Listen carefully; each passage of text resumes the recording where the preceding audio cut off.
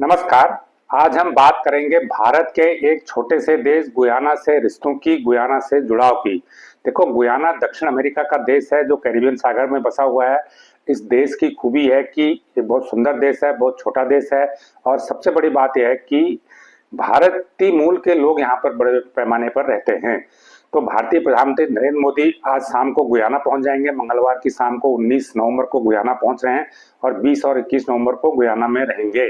तो गुयाना में भारतीय प्रधानमंत्री की 56 सालों के बाद ये यात्रा हो रही है।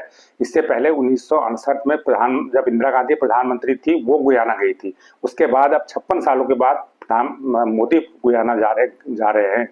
तो भारत और गुयाना के संबंध आखिर क्यों महत्वपूर्ण है, इसका क्या मतलब है, इस पर हम बात करेंगे। जो लोग चैनल को पहली बार देख रहे हैं वो इसे लाइक करें, सब्सक्राइब करें और शेयर भी करें। देखिए, गुयाना एक ऐसा देश है जहां पर भारतीयों की मौजूदगी बहुत लंबे समय से रही है। अगर हम इतिहास को देखें तो गुयाना में जो पहले भारतीय के कदम पड़े थे वो 1838 में पड़े थे। तो रिकॉर्ड में गुयाना के इतिहास में दर्ज है कि वहां पर पहला भारतीय 5 मई 1838 को पहुंचा था, यानी 186 साल पहले पहुंचा था।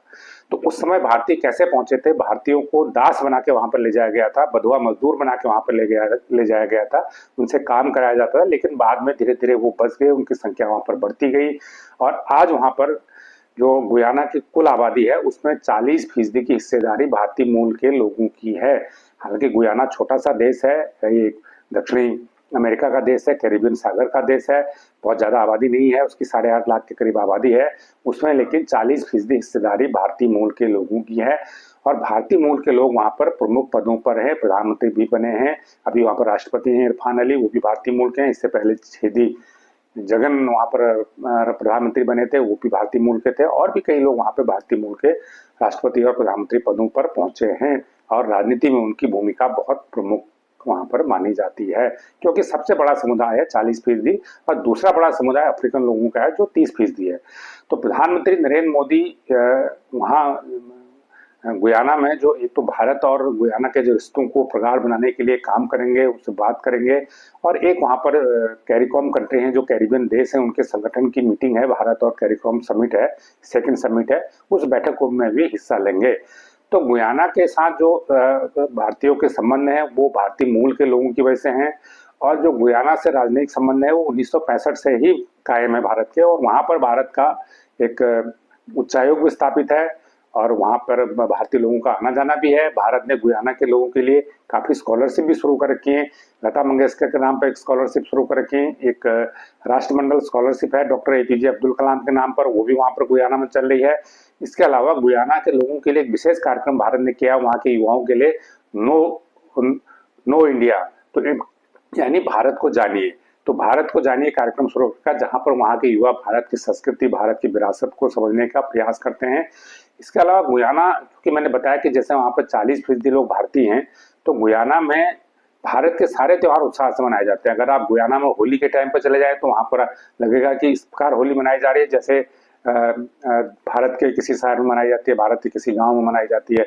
इसी प्रकार वहाँ दिवाली मनाई जाती है, वहाँ पर नवरात्र पूजन भी होता है, वहाँ पर दशहरा भी होता है। तो वो सारे त्योहार जो भारतीयों के वो वहां पर मनाए जाते हैं। और सबसे बड़ी बात है कि ये एकमात्र देश ऐसा गुयाना है जहां पर एक ऐसा दिन मनाया जाता है, इंडियन अराइवल डे, भारतीयों का आगमन दिवस।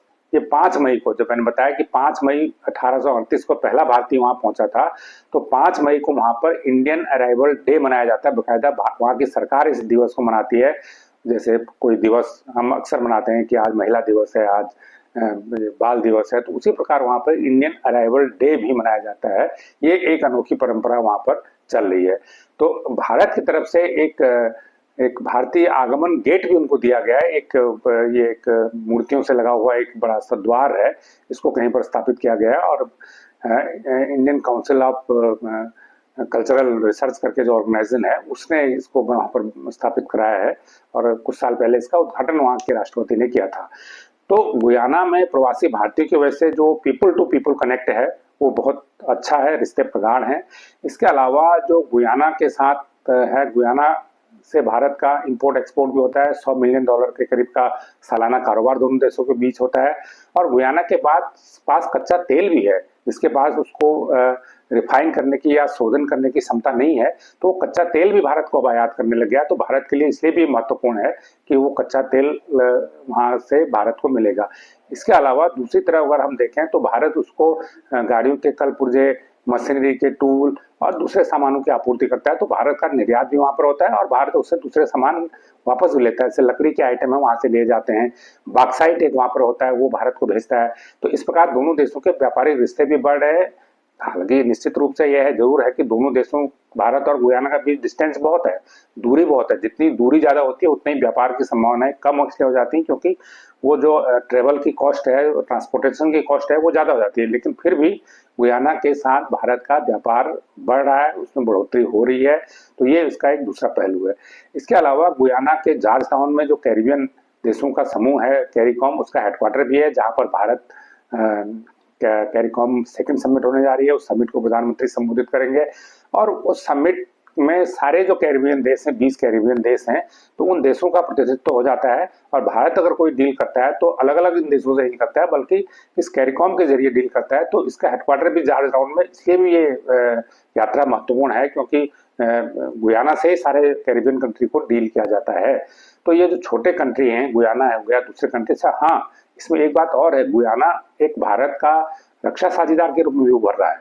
गुयाना को भारत ने कुछ रक्षा उपकरण दिए भी हैं, एक ड्रोनियर विमान भी दिया है, लेकिन अब वो भारत से पेट्रोलिंग की नौकाएं, शिप, जंगी जहाज, ये सब खरीदना चाहता है। भारत के पास ये पर्याप्त मात्रा में है और भारत इनको खुद बनाता है।